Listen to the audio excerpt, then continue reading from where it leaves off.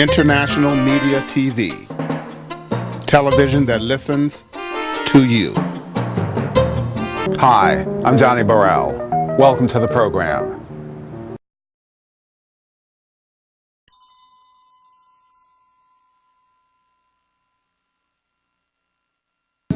Hello, my name is Alan Johnson. I'm here at the Nasdaq Entrepreneurial Center here in San Francisco. I'm excited to be here. Today was the auditions for Shark Tank. I know I've got the suit on here and this tie and I look this part, but I'm really excited to be here. I pitched this morning the project that I'm working on. It's really about bringing about justice and fairness to the music industry. I love music. I write music, I dance, I sing, and I produce, but I also like to hear new music. And one of the problems that I see is that, there's 100,000 songs that come out each week, but there's no possible way most of those songs are going to be heard. So I've created this inextricably interwoven platform that deals with the consumers, deals with the listeners, the content creators, and advertisers. So part of this, how this works is listeners would like to have, listeners like to have music that's at no cost. Content creators want to have their music heard by as many people as possible, and advertisers would like to spend their money to people that are actually relevant.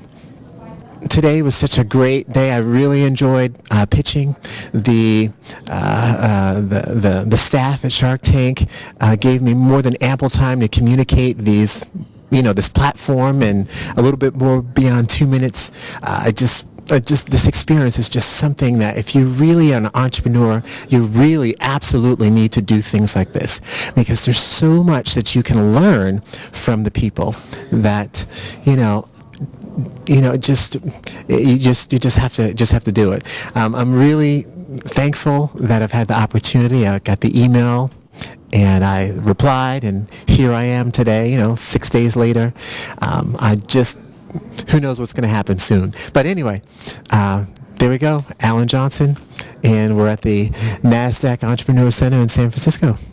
What you really want to do is kind of focus in on sort of the top 6 to 8 probably relationships that matter. Note that we say relationships. Note that it's not just about raising money from anyone who will write a check. If that is the only reason that you are looking to raise money, it's probably not enough value at the end of the day for what you're trying to get out of it. So really look to find that intrinsic value that the investor is bringing to it. That's why we say due diligence is a two-way street, right?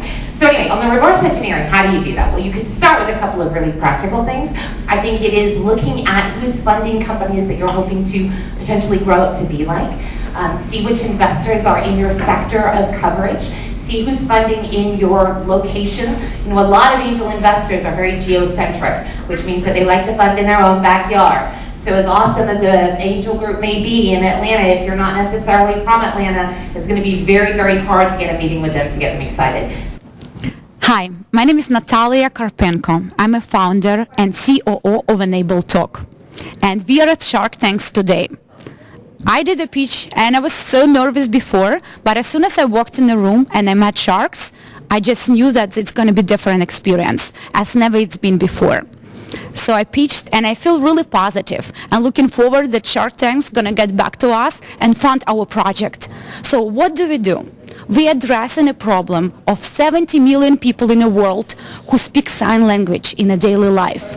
These people have a lot of problems with employment, being in a school, getting their proper education, and have a barrier of communication with people who do not speak sign language. So our glove allows these people to wear the glove and easily translate any sign words they have to say into the sound in real time. So we're seeking $600,000 to fundraise to manufacture our first 2,000 gloves and work with local communities and school and distribute these gloves and start helping our society to be better connected and have a proper way of communication with everyone. When there are lots of folks saying similar things, sometimes I have a hard time remembering it all. So I try to boil it down into a couple little sound bites that I can remember. So on this question, what I would say is be promiscuous and gossip a lot. So the be promiscuous piece is before you get to the 6 or 8 or handful of folks that you think really fit your category, your stage, your style, be a hub, talk to everybody. Like, just get out there, right? Like, talk to every single person you can who is an investor, who knows an investor, who thinks about investors. Get as much information as you can. Be intellectually promiscuous. The second piece is gossip a lot, because you can get a certain kind of information from talking directly to investors, but you can also get a really important information signal channel from other entrepreneurs who have worked with those investors.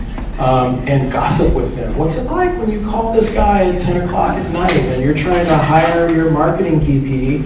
And I mean, real life story. I was, to the point that you were making, Nicola, I was shopping for diapers for my little baby girl, and one of my founders called me 10 o'clock at night, had to hire this guy, and we had the kind of relationship that Wayne talked about. I loved this guy. I wanted him to win so bad that I was walking through the aisles at Safeway. You know, I just hung up with this founder and dialed this candidate and spent the next like 90 minutes trying to close this guy. We actually did it, you know. That's great for the company. That's also great for me as an investor, because I know that founder is going to go gossip to other folks about, like, you can't believe what this guy just did for us. Make sure you use other founders and entrepreneurs as a signal for quality. Hi, I'm Sabrina Muthakrishna, and I'm the founder and CEO of The Town Kitchen. I'm here today at the Shark Tank casting call, which is in collaboration with Values Partnership and Build Up. It's an opportunity for women of color like myself to pitch to a friendly room and get some practice in and hopefully make it on the show. Not exactly sure what the outcome will be, but it was a great experience, met some great contacts, and got to tell people more about our business. The Town Kitchen is based in Oakland, California. We are a community-driven food business that employs and empowers low-income youth. So we deliver chef-crafted box lunch to Bay Area companies. We currently serve San Francisco, Oakland, and Berkeley. And we provide young people with entrepreneurial training, fair wage jobs, and college course credits through San Francisco State University. The first thing I would say is, in order to, you said you've tested your idea. I think in testing your idea, you begin to build your network that way. In testing your idea, you should be able to suss out the folks that are interested in the work that you're doing, and moreover, be able to turn those relationships into relationships with folks that may have resources to be able to support your work. You know, just in, number one, in my personal, I guess, entrepreneurship story, building a company called Skill Target, we tested in the workforce development space. And so at some point in just about every conversation we would have testing the model, it would be, you know, if you're really interested in this, where are the resources? How can we access them? Do you know folks with resources? And so that was kind of the next step. I think the next thing beyond that is being at events like this, where you have not only entrepreneurs, but also folks that may be interested in investing in the room. And then beyond that, I think doing things like pitch competitions, coming to a Shark Tank pitch competition or a pitching opportunity, or opportunities to get your name out there and have folks know what you're doing, which is as important as actually having a good product or a good business model at sometimes. When you're out raising money, it's as much about what they can do for you as it's what you can do for them, but you also really want to make sure that your interests are aligned. So different investors have different goals, right? An angel investor may be very happy if you go and raise some money from them and sell your company for $5-10 million. They may be ecstatic. If you raise money from a venture capital firm, they wouldn't even consider that as an option in terms of an exit, right? And so as you're out talking to investors, it helps to, now you don't know where your company's going to go. You don't know how big it's going to get. But at least as far out as you can see, where you're planning to go and what would be meaningful for you, you want to make sure that the investor is aligned on that. Because say 6 months, 12 months, 2 years down the road, somebody comes and they say they want to acquire your business. And say as part of the funding that that investor gives you, they have rights to where they have to agree. you want to make sure you've got somebody who's going to be aligned with your interests on where you want to go. When, if ever, did you start identifying yourself as an entrepreneur, and why?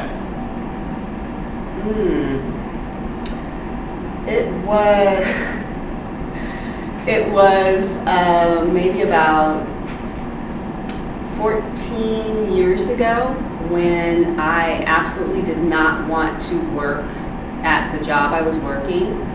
I wanted to be free, and so I quit my job and sold my house and started on this journey.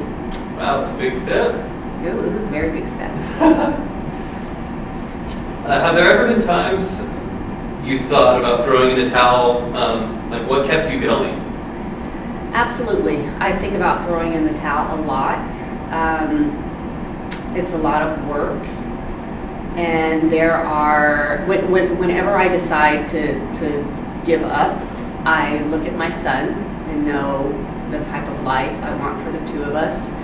And I reach out to my support network. And most often the time I feel like giving up, for some reason someone contacts me and I just say, I can't do this anymore. And one of them will say, yes, you can, you're so close, keep it up, keep doing it. And that's why I believe having a good support network is the most important. Mm-hmm. If an investor doesn't allow in your personal values, right? And like Nicola said it earlier, it's like, don't just be greedy for the money, but like, the investor doesn't allow your values, or the firm doesn't support, some of your values. You got to ask yourself, look in the mirror, can you sleep at night with this type of organization? This type of organization you want to have in your network, to be a part of your company. And if it's not, then that's not the right partner for you to have. So look at investment as, yes, equity, liquidation, ownership of your company, the marriage relationship, but do you agree with the values that the individuals in the firm have? If not, then don't take the money. Hi, I'm Liberty Madison here at the Shark Tank San Francisco auditions. I pitched Python Air Code. I'm the founder of a hardware technology that cultivates a conversation for women in technology. And a really interesting thing about Python Air Code is we have such a loyal and just excited fan base. So I posted that I was going to be pitching here at Shark Tank San Francisco auditions. And one of my fans who wanted to get the product came and showed up. Yeah. I'm so excited that she came and had an opportunity to show the sharks. I don't just have a concept. I don't just have an idea. I have actual customers, and I wanted to be the first person to audition with Shark Tank and bring real live traction. Meet traction. Hi, I'm Miriam. So you can find out more about Python Air Code on Instagram at Python Air Code, and you can find out more about me, the founder of Python Air Code, at libertymadison.com, and follow me on Twitter at libertymadison. Thank you so much, Shark Tank. We appreciate you for coming out to San Francisco for your first time doing auditions in the show's history. Thank you. I looked at 7,500 companies, and we invested in 92. Now, I personally came from doing 3 companies. One blew up in glorious fashion. That one I actually raised the most money for. One was self-funded, and one got acquired by Microsoft. So the ability to raise money is not intrinsically tied to success. And I think too much, so often is focused on can you raise money, and therefore if you raise money then you're definitively off to the races. And we all know the numbers, we all know the stats that traditionally venture firms expect 1 in 10 has the potential to be a unicorn. And so even if you get venture money, the odds are still not necessarily great. So perhaps it's a little optimistic. We like to use the word optionality frequently around here. And we believe that optionality means that you're not necessarily tied to only one path for success. You're the ones that define what success is. You're the ones that say whether or not venture money is critical to you being able to achieve success. If that is the only paradigm you have open to you, then so be it. Then you go for it 150% because that's what's required. But more often than not, it doesn't have to be the only way. As Jeff and everyone up here has said tonight, it is not always the best option, and it is not always the only option. And if there's one thing that we know entrepreneurs to be true about, they are a tenacious bunch. So when the odds are against you, and when every venture firm out there says no, then you prove them wrong. Sometimes you win, sometimes you don't. But at the end of the day, that's what gets you up in the morning. That's what gets you excited. And that's what keeps you optimistic. And you talk with other entrepreneurs that have been there, done that, and are facing the same challenges, and you just stack it up through experience, and you make the best of it. Trends. You know, anyone who's worked in this industry for a long time will be like, oh my God, you know, anonymous apps are all the rage, and then, you know, we see a flood of 20 of them, something else. How important is it to buy into those trends as an entrepreneur, and what are we seeing as the big trends of the moment? Is there anything you can see that, you know, are likely to be the next big things? Maybe Stephen and you guys can answer that one. I think there are all sorts of trends. You know, there was the whole .com, everyone's doing like .com, that was the thing. I had a bunch of companies in my portfolio that were blue. The name was like blue this or blue that, and it was green. You know, they were like just kind of funny trends that happen. The trend right now, the nomenclature trend is up. We've got a bunch of companies that are either in my portfolio or that I'm looking at that are do this up or that up. Yeah. Just saying. Yeah, that's right. That's just silly. That's just, you know, silly branding trend stuff. Not, you know. But what I would say as a founder is you shouldn't follow trends. First of all, if it's a trend that you can point to or name, it's too late. Okay. You should be fishing in waters that other folks aren't even thinking about if you really want to drive innovation and build your own trend. If you're fishing in those waters by yourself, you can define the space, you can decide what to call it, you can invite folks into it and sort of craft it the way you want and try to own it. That's how you breed competitive advantage that endures over time, rather than trying to be a copycat. About 2 years ago, I chased a radical idea. It was my startup that I left investment banking for, actually. It was a hardware device called Green Butler, and it would scan the barcode of things that you need replenished in your home. It'd be uploaded to an e-commerce website for automatic fulfillment back in the home or business, or it would be uploaded to a native app where it would have the list in which you would use when you go do your shopping and other errands. Awesome. And another company took that idea, Amazon. So if you're a CEO, you have 3 jobs. Set the vision, hire a great team, and keep money in the bank. That's it. If you do those 3 things, you're a successful CEO. And so one of the things that a lot of smart investors will advise is always know your burn rate. So wherever you're at, understand how much money you're making, hopefully, or losing each month. And you want to have at least 18 months of cash in the bank following the fundraise. Why is that? Why 18 months? Because in general, a fundraising process takes about 6 months. And during that 6 months, that's pretty much all you're doing. So you want to go through that so that then you get 18 months in the bank. You can operate for a full year before you have to start your next fundraising process. Because that's going to be it. As Nicholas said, it's great when you raise angel money. That's probably not the last round you're going to need. So you want to make sure you have enough money to make enough progress so that the next time you start trying to refill the coffers, you've got some traction, you will have gone through all the twists and turns, but something to show the next set of investors you're going out to raise money from to say, here's what we did with that money. And so if you raise only enough money for 6 months, it's probably not enough. If you raise money for 5 years, there is such a thing as being overfunded, because then you kind of lose your way, you lose your focus, you lose your hunger.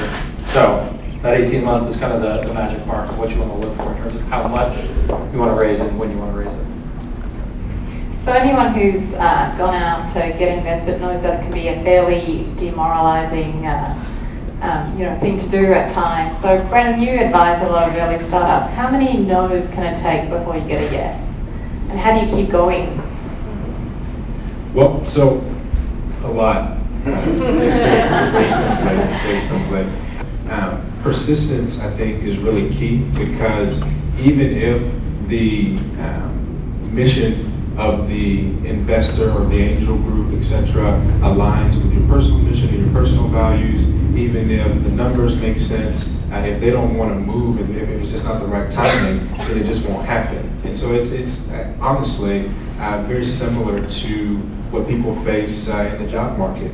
You can be very qualified, you can have all your stuff together, you can build these relationships and do the networking, but at the end of the day, one, if there's not a position available, you're not going to get hired, but then two, if for whatever reason it doesn't work out, it just doesn't work out. And so I think one thing that's really important, why networks are so important for entrepreneurs, is that self-care and encouragement is really important to have. And so Wayne, I know, encourages folks, entrepreneurs, to connect with each other, not just because of the connections to potential resources in the future, but also because like-minded individuals and folks that are going through the same process will be able to give you a different level of support and encouragement than you may be able to get on your own. So I guess to go back to my original answer, it can be a lot of no's before you finally get a yes, and then even if you get a yes, that doesn't necessarily mean that the yes aligns with what you want to do. So it can be an arduous journey, but certainly worth continuing on to get to where you and your business want to be. As a minority entrepreneur, as a founder myself, it's like I use everything as motivation, right? Your number one goal as an entrepreneur, is a more successful business that can, if you take raise capital, is to provide a return to the investors, right? I know a lot of African American investors, they don't focus on race, they focus on returns to the LPs. Right? They're not looking for the best black entrepreneur, the best people entrepreneur. They're looking for an entrepreneur who's going to provide them a return on their capital. That's it, right? Now, black, blue, green, don't care, right? Now, do we know, though, in fact, this ecosystem, this world, this business, not just tech, but business in America, there's biases and stereotypes in place. Yes, our job is to be aware of that, and be aware of your own biases, and be aware of people who have biases against yourself, and then prove them wrong.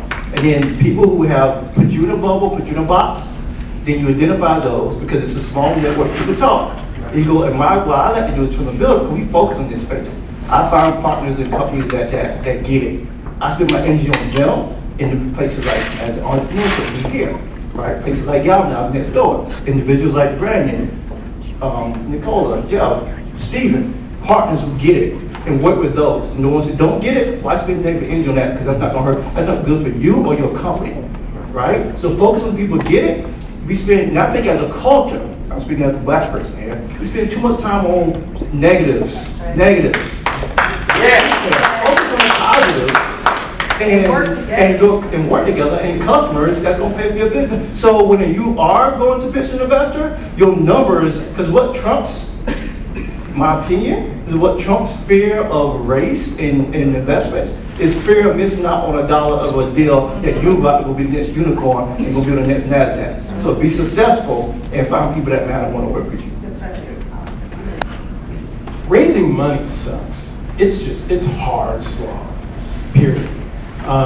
In any category, any market, it's just hard for anybody. I won't curse, but what I would say is, if you're raising money as, a person of color or a woman, or any sort of marginal category, and I'll put this in, brackets you can fill in which way, it really sucks to raise money. But I think there's a really important concept. Are you guys familiar with the notion of antifragility? There's this notion of certain things in the world around us are anti-fragile. And what anti-fragile means is when these things are exposed to adversity, they not only sustain or endure, they actually get better. And so I think if you're coming from one of these marginal places, you have to have an anti-fragile mindset. This is who we are. This is who we've been. We endure. And we not only endure, we get better.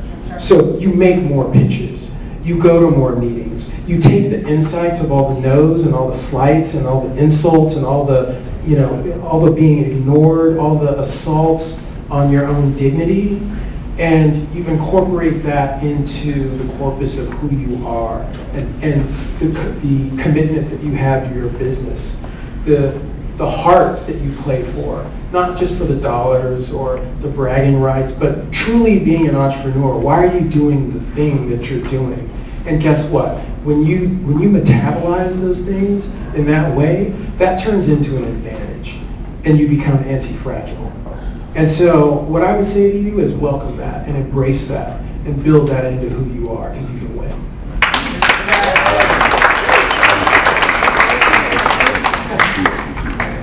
So what did you think about today's panel? I thought today's panel was very good, highly informative. It was a variety of panelists, different perspectives, but all perspectives that I think was helpful for the audience.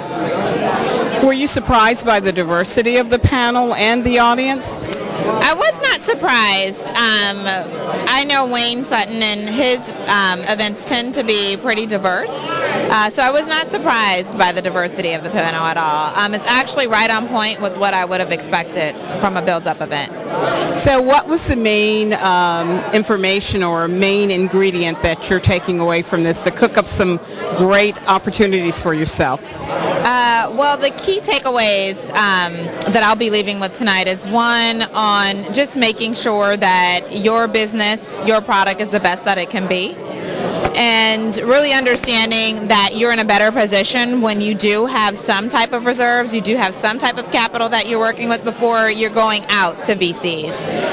The 18-month cycle was very good to hear about, knowing that you have 18 months of funding available to you before going to pitch. That was very good information.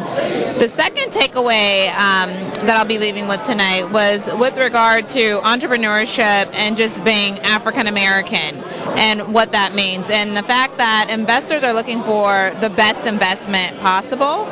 They're not necessarily looking to fund someone based on skin color.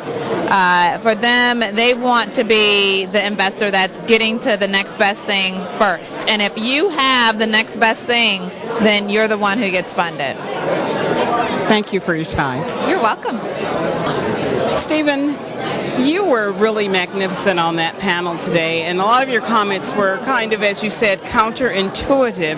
And one of the things you talked about was antifragility. And I'm wondering if that was born of your own experience or something you've observed. I think it's a little bit of both. It's certainly my own experience, but I actually got the word from Nassim Nicholas Taleb, the guy who wrote Black Swan, who put the word out there, anti-fragility, and he wrote a book about it.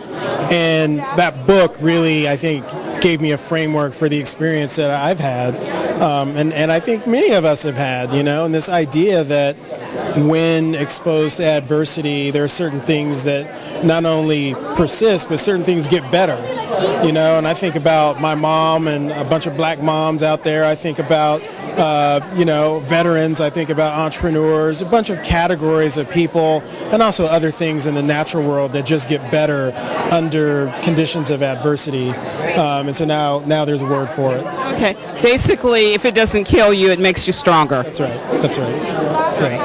So I was just asking you a little bit about your background. Are you from the Bay Area or? I'm not. I was born in Chicago. I grew up in LA. I lived overseas in England and Australia, but I've been in the Bay for almost 20 years now. Well, I guess it's home now. Yeah, that's right. Well, is there anything else that you wanted to leave with the audience today? Really, I hoped to leave a few useful war stories and some inspiration. I think the thing that keeps me excited about entrepreneurs and entrepreneurship is there's no way I can predict what genius is in this audience tonight, and I'm excited to see what comes out of it. So, I've given my few little words of, encouragement and observation, and I'm really excited to see what folks make of it. Thank you very much. Yeah, really excited to talk with you. So you're here in the United States, and you have an international perspective because you're not from the U.S., are you? No, it's true. I'm from South Africa. I've been here for 4 weeks on a 3-month program bringing social enterprises, startups to San Francisco to grow their businesses, to meet with investors, and just to learn how things work in San Francisco and in Silicon Valley. And it is completely different to what we have access to in South Africa. Share with us some of those differences. Right, so we have a very small a VC community. So although we have a vast number of tech startups who are really innovative, who are doing really pre-trend solutions for Africa, because there's age-old problems that need innovative thinking and mobile solutions. Great ideas coming out of South Africa and Africa, but very few VCs. And so we are all aware that the majority of them are in Silicon Valley, and we try our best to come here, but it costs a lot of money. It's away from our family, it's time away from our business, so it's taxing and challenging, but at the moment we have no option. So what did you think about today's panel, the information they gave? What were some takeaways for you? I can absolutely relate to the advice given by the panelists. They're not reinventing the wheel. I mean, this is the same guidance that we are getting back home in South Africa. I'm lucky and fortunate enough to know a few VCs, and the do's and don'ts and the challenges and the processes are the same, and because the due diligence is the same, and the return on investment, we're sitting with an exchange rate that's very difficult, but still there is a return on investment the VC requires. So to me it's very interesting that the challenges all around the world are the same. There's just more people in one place and more investors in another, and we're all working towards the same goal. One of the things that Stephen Dewberry mentioned here was about antifragility, basically the idea of what doesn't destroy you actually makes you stronger. Did that resonate with you at all? Absolutely. I've been running my my e-commerce tech startup for 2 years, and for a startup in Silicon Valley that will be a very long time. But for a startup in South Africa or Africa, we are very aware that we need to look at long-term sustainable solutions. So yes, we do get a lot of knocks, and we need to understand that our successes are going to come long-term. How would someone get in touch with you if they were interested in finding out more about your business in South Africa? Of course, well, if I'm allowed to give the URL or the email address out. So I'm building the Etsy for Africa. So it's an e-commerce marketplace which connects our local designers to global markets. And it's called Mzansi Store. Mzansi Store means South Africa in Xhosa, one of our official 11 languages. So it's www.mzanzistore.com. Okay, we're going to get a card from you to get that correct. Okay. Thank you so much. Thank you for the opportunity. This was really exciting this evening, and it all ties in with the Shark Tank. Tell us a little bit about your role and how you got all this started. Well, thank you. I mean, it was an absolute honor to be here today to host Shark Tank for the first time. This was the first time they'd ever actually been in San Francisco Bay Area. This was the first time we had a chance to actually help teach how to pitch in an environment like a Shark Tank, where it's usually expected to be very brutal, but the people that were here were very kind, so that was a fallacy at the start. But anyway, I think for us what was really amazing is inside of the Nasdaq Entrepreneurial Center, we are trying to bring diverse entrepreneurship to market. We are trying to help entrepreneurs of all industries, of all stages. I don't think I could have looked out across the room today and seen a more diverse group of amazing young entrepreneurs that were passionate, that were actually building businesses here in the Bay Area day in and day out, and we're making it work regardless as to whether they were venture backed. And that was just a wonderful opportunity for us to kind of highlight and showcase, I think, a very disruptive group of entrepreneurs that that a lot of people just don't naturally think about as being entrepreneurial in nature.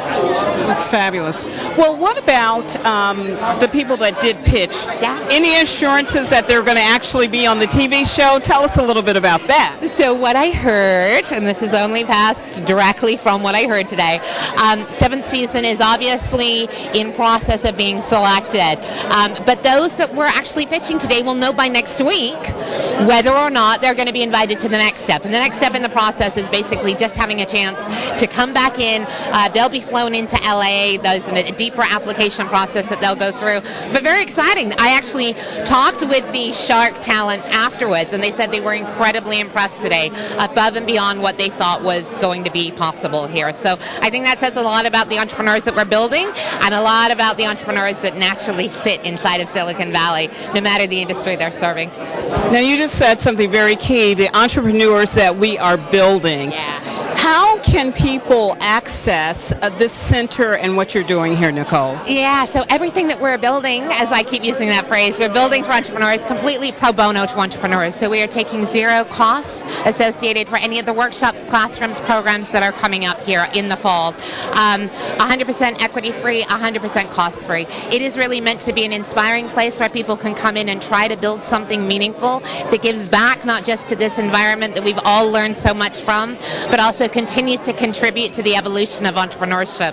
So for that reason, we're thrilled to have an amazing group of sponsors and donors that are behind us that are making all of this possible, obviously not least of which is Nasdaq, that contributed to getting this nonprofit off the ground. What a great day.